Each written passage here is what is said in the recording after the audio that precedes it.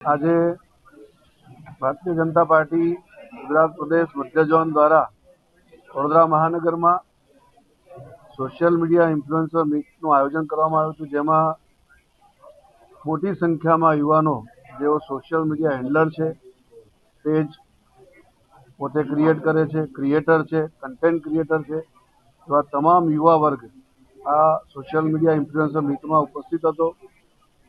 Budget જે હમણાં 1 ફેબ્રુઆરીએ ભારત સરકારે રજૂ કર્યું, એ બજેટ ઉપર ચર્ચા કરવા માટે, સંવાદ કરવા માટે અને યુવાઓના આ બજેટ માટેના શું અભિપ્રાયો છે, ખાસ કરીને જે જેનજી છે એ લોકો શું વિચારી રહ્યા છે અને આગળ પણ ભારત દેશને આગળ વધવા માટે એમના શું સૂચનો છે, આવા બધા સંવાદ માટે આજે સૌ એકત્રિત થયા હતા. મોટી સંખ્યામાં સૌ social media influencer, creator, page creator ઉપસ્થિત હતા.